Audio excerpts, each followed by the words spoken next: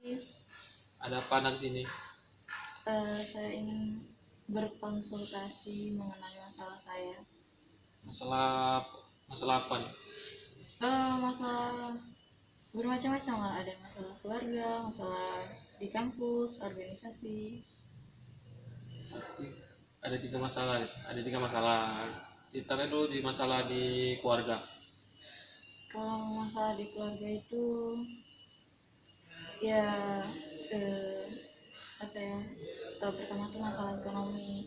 Dulunya saya ingin di fakultas kedokteran, cuman karena memang kekurangan eh, ekonomi gitu, krisis ekonomi kan pada saat itu. Karena itulah saya memutuskan untuk masuk ke fakultas keguruan seperti itu sih masalah dari keluarga. Tapi padahal di dalam kampus ada beasiswa seperti beasiswa bidik misi, beasiswa jalur jalur prestasi, beasiswa tafsiah dan beasiswa beasiswa luar kampus. Kenapa tidak diikuti beasiswa tersebut? Mungkin kekurangan teknologi ya seperti itu. Dulu tuh belum secanggih sekarang HP saya gitu. Setelah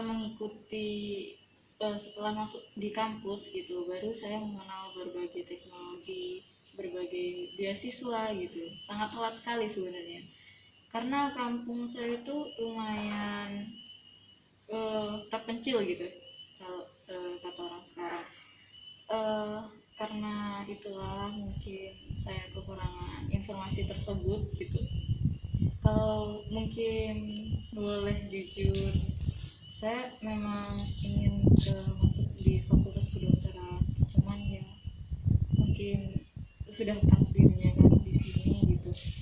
Cuman trauma tuh masih ada gitu nah dalam diri saya. Kenapa sih saya nggak ini nggak itu gitu, kenapa saya nggak bisa masuk fakultas itu, atau enggak saya mencoba lagi, atau saya harus meneruskan takdir yang saya jalani sekarang. Itu menurut bapak gimana ya?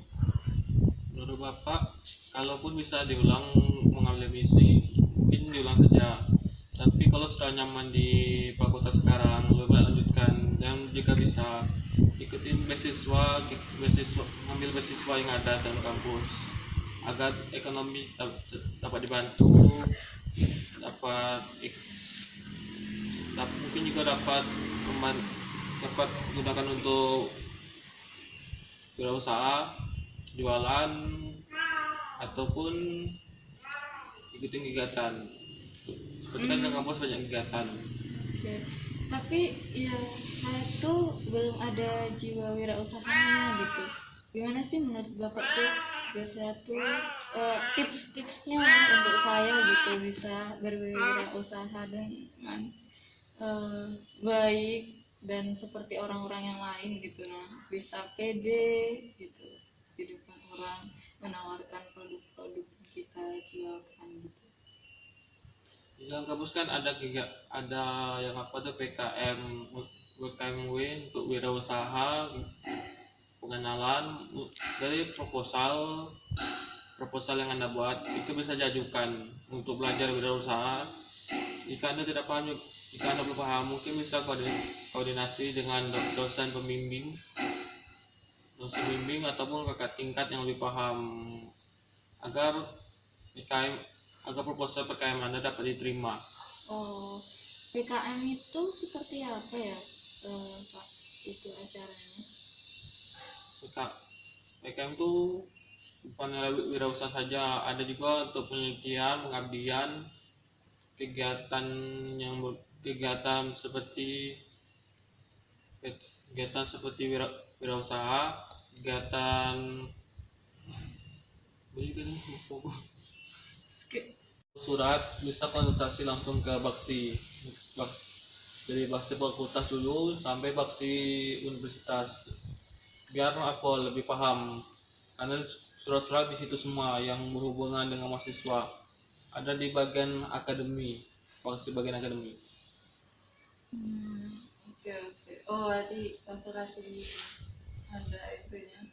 Oke.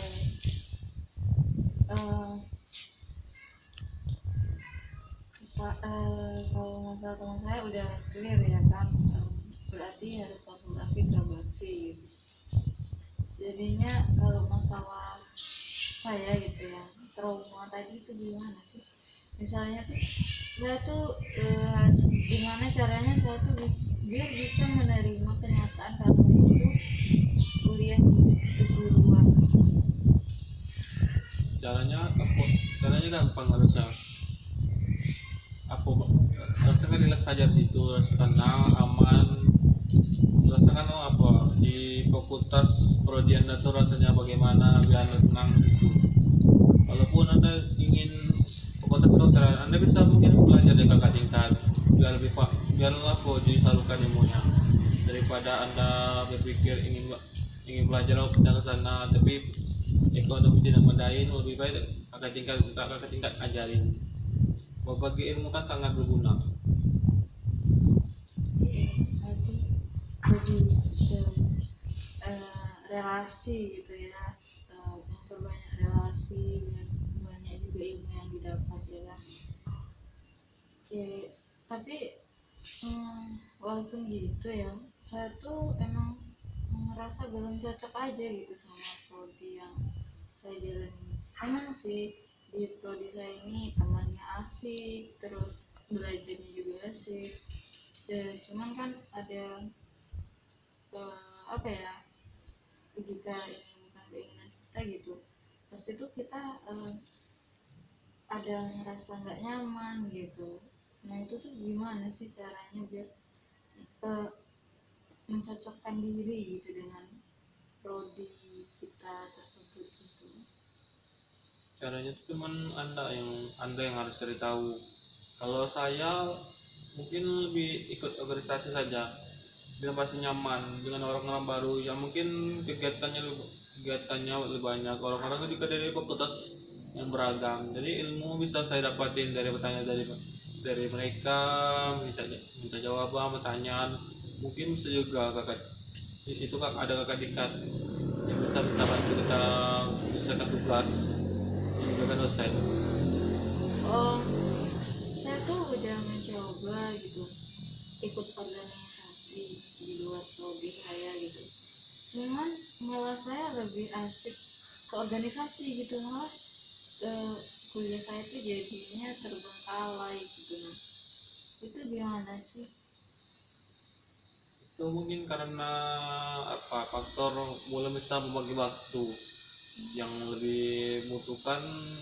Rasa mungkin anda kalau di organisasi diajarin membagi waktu, harusnya lebih apa seimbang antara organisasi dan kuliah.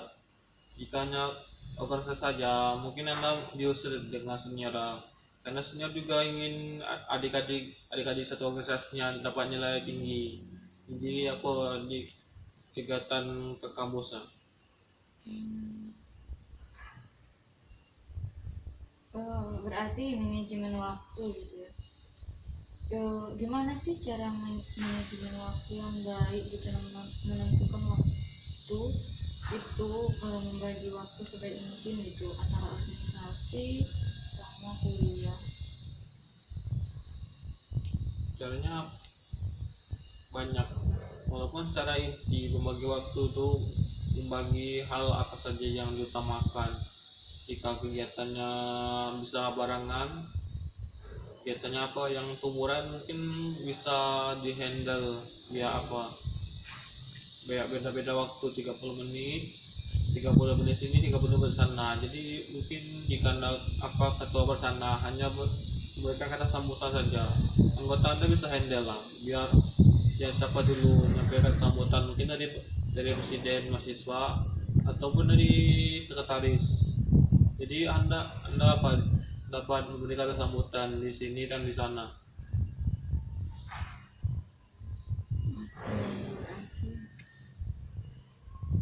Misalnya kan, ada nih, saya tuh ada di situasi di mana saya di organisasi itu sangat dibutuhkan, dan di kuliah pun saya juga dibutuhkan gitu. Itu gimana sih caranya biar bisa terhandle kedua-duanya gitu?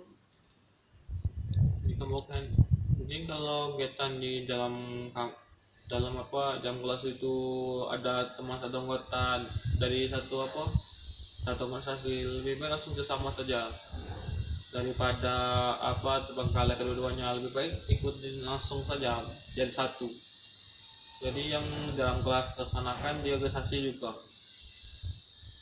Cara yang tersebut lebih enak daripada cara yang buat pusing dapat bagi tugas mungkin dari kawan-kawan yang tidak buat organisasi, mungkin dapat apa mengendal jika apa kegiatannya buat dekorasi, peralatan dan sebagainya lainnya.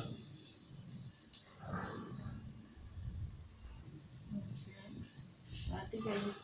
Tapi misalnya nih teman-teman kita nih nggak mau kerjasama tim yang baik gitu, ada yang egois macam-macam lah sikapnya gitu, gimana sih cara kita menyikapi mereka gitu? Nah, Itu mana sih? Perusahaan, PKM riset, PKM lingkungan, dan PKM mengabdi masyarakat. Itu masih banyak kegiatan PKM-nya yang contohnya kita berusaha dari proposal akan diujikan oleh para dosen, akan dicocok. Jika cocok, maka mahasiswa akan dibantu dengan biaya untuk usahanya. Jika berhasil maka itu akan ditambah terus dari dosen maupun dari kampus, agar usaha Anda maju terus, agar mahasiswa lain dapat ikut juga perusahaan tempat Anda, agar mahasiswa yang ekonomi rendah dapat dibantu. oke, berarti ada ya kegiatan kampus itu yang melaksanakan kegiatan seperti itu. Saya juga baru tahu sih. Nah, PKM itu berkelompok deh sih? PKM adanya berkelompok, Ada yang ada individu. Walaupun sepertinya banyak yang ingin berkelompok daripada individu, karena PKM ini agak susah sepertinya kalau individu. Kalau berkelompok, banyak ide-ide bisa masuk untuk anggota-anggotanya daripada individu. Kalau berkelompok, permasalahan dapat diselesaikan secara bersama-sama. Jika individu, maka masalah mungkin akan tambah ribet, tambah susah. kalau misalnya ya itu kan berkelompok. Nah, saya pribadi gitu, saya tuh belum ada jiwa kerja tim banget gitu. Nah, itu gimana sih biar nimbul gitu rasa kerjasama yang baik antara perkelompok itu tadi gitu, biar menciptakan produk yang bagus gitu. Jika jika siswa pula Skip. ingin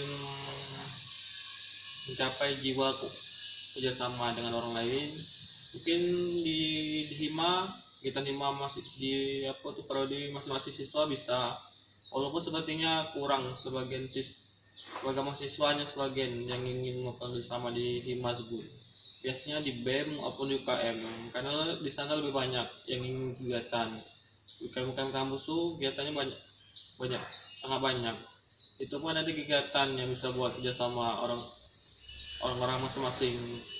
Semakin sering kerjasama, semakin terlihat kekompakannya. Ada juga di BEM. Di BEM itu di BEM itu terlalu banyak orang, tapi karena terlalu banyak orang, maka kegiatannya semakin seru.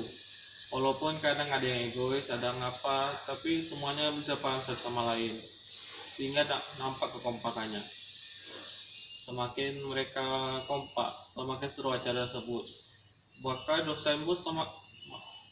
sebagian dosen pun ada yang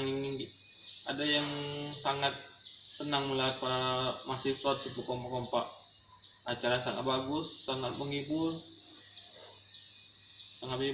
walaupun dana yang diberikan sangat sedikit, adapun yang tidak dari inisiatif mahasiswa tersebut. Oke, berarti intinya tuh saya harus mengikuti organisasi dalam kampus ya. Oke, ya, gimana sih caranya ikut organisasi dalam kampus tuh? Caranya ada tidak ada harus pembukaan di setiap organisasi, seperti seperti BEM ada pembukaan dari Gimut, dari presiden mahasiswa tersebut. Kegiatan UKM mungkin dari bisa langsung minta kakak tingkatnya untuk daftarin dimasukin sebagai anggota ataupun sebagai anggota aktif ataupun sebagai anggota inti. Oh, jadi tuh nanti tuh ada infonya ya, Pak, gitu untuk pendaftarannya tuh. Ada itu pun bisa dari mahasiswa tersebut lah. Oke. Dosen hanya hanya hanya sebagai pemandu, bukan sebagai yang ikut campur. Oke. Terus kan kalau beralih ke organisasi ya Pak, itu tuh saya pernah dengar, karena tadi Bapak menyebutkan ada BEM gitu. Saya bingung, BEM itu apa sih? BEM itu badan eksekutif mahasiswa yang seperti mungkin di SMA seperti OSIS, tapi kegiatannya ada yang dari fakultas maupun dari univ sekalipun. Dari univ itu menyakunya sangat banyak, saking banyaknya sampai mungkin pusing presidennya untuk mengatur. Oh, kayak gitu. Eh, kan ada BEM tuh. Ada lagi nggak organisasi di atas BEM gitu? Ada itu MAM, Majelis Aspirasi Mahasiswa. Itu tugasnya untuk apa itu? Tuh MAM sih Mengawasi BEM. nanti dulu. Nah, yaitu MAM, kegiatan dari mahasiswa untuk aspirasi mahasiswa yang lain yang butuh mendapat teguran maupun pelanggaran dari mahasiswa lain, sehingga bisa disalurkan ke MAM.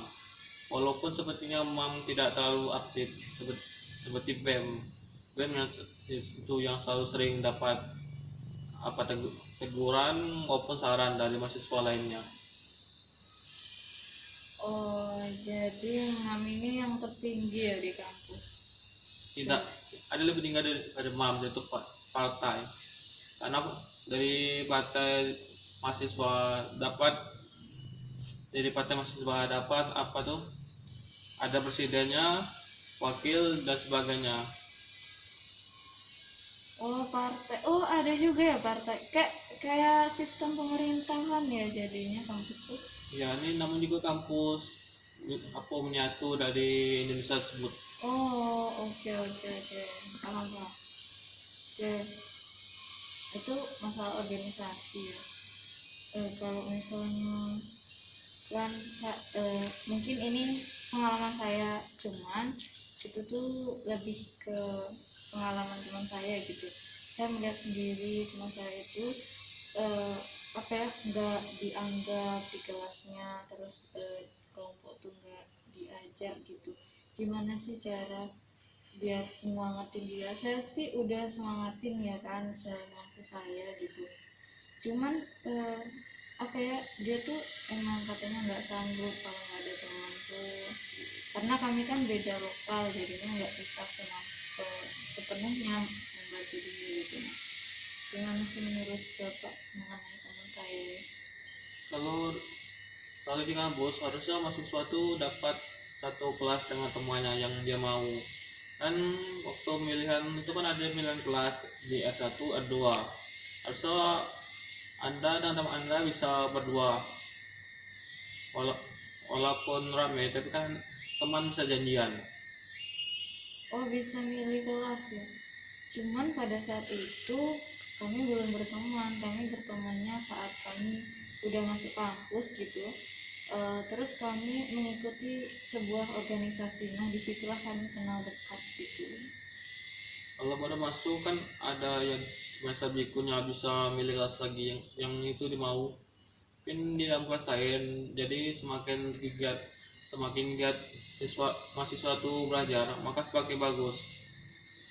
Kalau tidak senang di lokasi itu lebih baik pindah daripada daripada apa tinggal nilai, lebih baik tetap di kelas lain. Semakin semakin mungkin semakin apa orangnya semakin dekat, mungkin nilai semakin tinggi.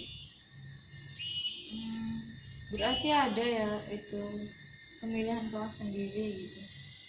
Hmm, jadi berarti tapi teman saya itu dia tuh sekarang udah pindah sih, karena saya juga kekurangan info yang tadi, dan dia juga nggak tahu juga harus bertahan tuh kayak gimana. Ya sedih aja liatnya gitu. Mungkin dia pasti ada trauma sih mengenai kampus gitu. Gimana sih cara biar dia tuh nggak trauma lagi gitu nah dalam perkuliahan, kan nggak semua orang seperti temannya yang dia temukan pada saat di kampus. Caranya mungkin terlalu sulit, mungkin bisa semuanya, mungkin pindah kampus, pindah di kampus lain apa pindah fakultas. Kalau pindah kampus mungkin agak sulit karena harus ngurus lagi ke Baksi, ikut lagi dari awal. Mungkin kalau dia tidak mau ikut dari awal, mungkin ya lebih baik pindah apa saja fakultas apa prodi ya, yang dia mau, yang banyak temannya, yang satu organisasi, yang banyak rasa nyaman, rasa bahagia. Berarti sarannya pindah fakultas saja gitu ya. Oke, tapi dia tuh juga kurang lebih kayak saya gitu. Apakah maksudnya tuh dia juga mengalami kendala dalam perekonomian gitu kan. Nah jadinya gimana ya untuk masalah itu, apakah pindah fakultas itu akan menimbulkan biaya yang lebih banyak gitu? Setahu saya ya sepertinya, karena dari pindah itu berarti UKT-nya semakin naik. Kalau dia beda misi berarti beda misi dicopot. Oh, oke oke oke. Nah itu masalahnya, jadinya mungkin gimana sih solusinya biar itu tuh, biar dia juga nggak putus kuliah gitu. Solusinya mungkin dia pindah ke kampus lain saja biar dia dapat beasiswa lain. Kalau tetap di kampus tersebut berarti terlalu sulit untuk dapat beasiswa. Oke, mungkin sarannya pindah ke kampus lain ya mas. Oke, menurut bapak ya itu dia tuh kan desanya terpencil juga gitu, dan di desanya itu juga ada universitas tapi lebih ke sekolah tinggi gitu. Nah eh, kan pasti banyak tuh yang harus diurus gitu, dan, dan dia ini kekurangan juga dalam hal kendaraan gitu. Itu biar memudahkan dia apa ya, untuk ngurus-ngurus suratnya itu gimana sih, ada cara lain selain bolak-balik kampus gitu? Aku cari atau bingung aku. Ada pertanyaan aku menyesatkan ya. Aku data kampus sebagai mana apa tuh sempat egois, mungkin bisa dirangkul, mungkin ditanya kerjaan apa yang dia mau. Mungkin jika dia tidak mau di humas, mungkin dibedakan saja di mungkin di perlengkapannya kesehatan ataupun di misi lain biar dia rasa senang. Kalaupun egois tidak mau bekerja, ya bagaimana mau lagi, lebih baik dikeluarkan saja dia. Kalau ini daripada gagal dia itu kegiatan tidak jalan sama sekali. Kasihan yang lain ingin bekerja agar kegiatannya sukses, tapi dia sendiri egois. Jadi mau ke mana lagi? Jadi itu kebersamaan juga harus tegas. Biar mana yang egois itu mau kerja, jika tidak mau ya mau bagaimana lagi harus dikeluarkan. Jika tidak, jika apa aja mau bekerja, jika mau bekerja misalnya yang dia mau atau ditanya pekerjaan apa yang dia mau, jika dia mau bekerja ini mungkin bisa dipindahkan, jika dia tetap tidak mau bekerja ya, ya sudah. Oh jadi ngikutin apa yang dia mau gitu ya. Tapi misalnya kalau itu menimbulkan kecemburuan sosial sama teman yang lain gitu, misalnya kan dia perlengkapan nih, tapi dia pengen acara biar bisa jadi MC gitu. Nah, kan pasti menimbulkan kejemuran sosial kan terhadap teman-teman yang lain. Itu nanti malah banyak yang eh, apa nuntut gitu. Jadinya kayak gimana gitu. Agar orang tidak cemburu, apa bisa dilakukan tes, dicoba gitu, cocok tidak jadi MC. Jika tidak cocok ya bagaimana bagaimana lagi dia harus dipindahin. Biar lainnya apa senang. Jika cocok cocok di MC, jalan lancar dan enak membawaannya. Berarti yang pasti lain senang juga. Oh ini anak ini cocok di MC. Jadi yang lainnya merasa tenang, tidak ada kecemburuan. Jadi lainnya merasa acaranya pasti sukses karena dia. Oke oke, benar-benar iya, di itu ya, di tes dulu cocok apa enggak gitu. Itu kan kerja sama tim ya. Misalnya nih konsultasi juga nih dalam hal tugas gitu. Kadang ini mengenai tugas yang diberikan dosen gitu. Saya nggak tahu sih penilaian dosen itu kayak gimana mengenai tugas yang dia berikan gitu. Cuman menurut saya gitu, ini kan sedang kuliah daring gitu. Sedangkan tugas itu numpuk gitu. Nah, dan saya pribadi gitu, dan mewakili teman-teman juga mungkin di luar sana, itu tuh pasti mereka tuh nggak kuat memandang laptop itu selama berjam-jam. Misalnya nih saya sendiri kan 2 MK itu dalam sehari, dan 1 MK itu 1 jam lebih. Nah itu kan bersambung gitu kan. Nah itu tuh gimana sih, itu tuh sangat membuat pikiran gitu. Nah gimana sih biar kita tuh nggak apa ya, kalau kuliah daring itu nggak terlalu memikirkan itu gitu. Nah kan itu kan jadi beban pikiran juga orang tua kan, berhari-hari nonton laptop kayak gitu. Caranya apa? Sangat sangat nggak tahu ya. Itu gampang. Jika apa tidak ingin, caranya tuh banyak. Cara pertama mungkin di layar itu kan ada bagian untuk kamera, lebih matikan saja, jadi bisa dengarkan dosen bilang apa, jadi lebih fokus untuk mendengarkan daripada melihat HP berlama-lama jadi mata sakit. Cara kedua mungkin siapkan laptopnya dengan ada film, komik, webtoon yang buat anda senang. Jadi apa yang bilang dosen itu mungkin bisa masuk dari yang bacaan anda suka. Anda baca bisa masukkan dosen jadi masuk pelajaran. Yang anda baca mungkin dapat juga terhubung dengan pelajaran.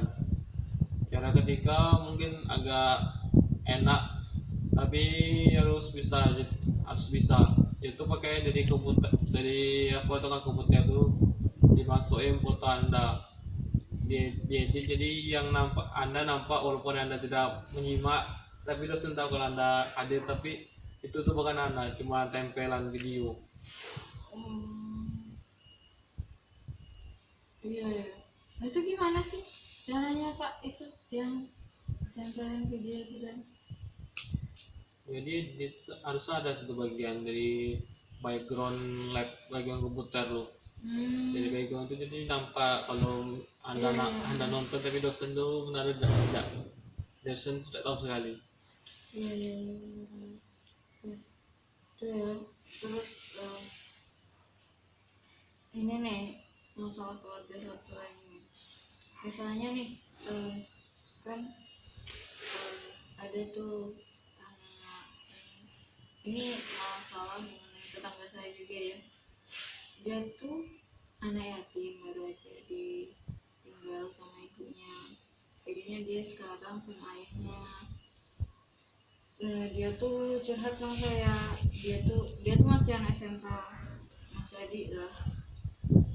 Nah dia itu katanya mau masuk Unja, fakultas ekonomi dan bisnis, cuman terkendala ya sama kayak saya tadi, terkendala info sama ekonomi gitu. Nah, gimana sih biar nyemangatin dia? Dan lagi pun beasiswa bidik misi saya dengar sudah dihapuskan ya di Detikip gitu. Gitu. Caranya kan apa kak? Dari minta info dari kakak tingkat, dari kakak yang sudah masuk Unja. Masa mereka banyak info soal Unja, bagaimana masuknya, soal info ya memang mesti bukan dihapuskan tapi digantikan dengan kit kuliah. Asal dari dari apa pak sekolahnya, dari gurunya yang akan kasih tahu kalau di kampus itu ada kit kuliah untuk basis untuk apa beasiswa mahasiswa kurang itu siswa kurang mampu biar bisa kuliah.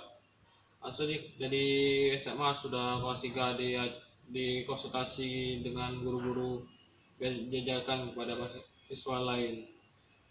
Walaupun sepertinya memang di pros agak sulit cari pemasi, tapi ada mahasiswa dari apa yang pengabdian masyarakat. Asal mereka bagikan info. Jika tidak berarti itu salah mahasiswa dengan dosennya. Asal info tuh diutamakan di pelosok, baru di kota-kota. Di kota-kota harus gampang dapat informasi. Bisa langsung datangin, apalagi jaringan internetnya sangat kuat.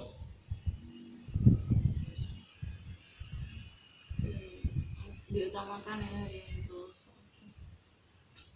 Misalnya nih dia tuh terkendala ekonomi dan juga di SMK tuh kan kurang juga deh sih beasiswa untuk masuk kampus. Biasanya kan SMK itu rata-rata gitu langsung kerja gitu, magang. Itu gimana tuh?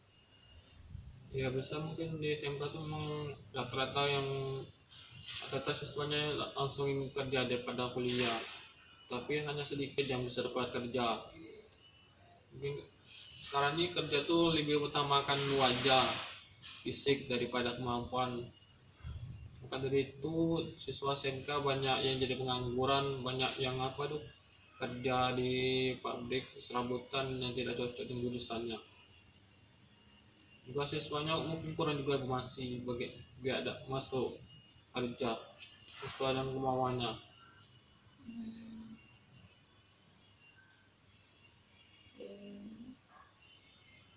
jadi seperti itu ya. Misalnya nih dia tuh apa ya, misalnya dia ketinggalan info nih mengenai prodi yang dia suka gitu, terus dia sampai saya masuk dari prodi lain, di prodi lain yang tidak dia inginkan, terus semester 3-nya dia ingin pindah, apakah itu akan mengulang dari semester 1? Kalau di fakultas berbeda biasanya ya berarti sebulan dari awal, tapi itu pun langsung apa tuh pelajaran intinya saja. Pelajaran umum tidak, lebih utamakan inti. Yang umum tuh tidak bisa dikontakkan. Saya tidak tahu juga kenapa, memang biasanya di bagian inti-inti saja. Jadi semakin semakin banyak SKS yang bisa dilampaui siswa tersebut. Oke, itu masalah kampus ya mas. Pak, saya ingin bertanya nih, misalnya masalah broken home, masalah dana itu, eh, ia mengalami broken home. So, bukan pembuat berat. Oh, yang cerai gitu nah, pisah orang tuanya. Itu di tangan kasus. Jawaban tadi, Itu tidak. jawaban tadi kan Dit? Terjadi karena masalah apa kedua orang tuanya. Kenapa terjadi broken home? Masalahnya karena pekerjaan orang tua yang sering apa sampai larut malam sampai yang terjadi pertengkaran, gagal gagal pertengkaran itu mungkin faktor kecapean atau ada hal lain. Saya juga tidak jelas ya masalah itu. Cuman anak ini mengalami broken home gitu. Awalnya dia tuh anaknya rajin, pinter, soleh gitu kan. Tapi semenjak orang tuanya sering berantem,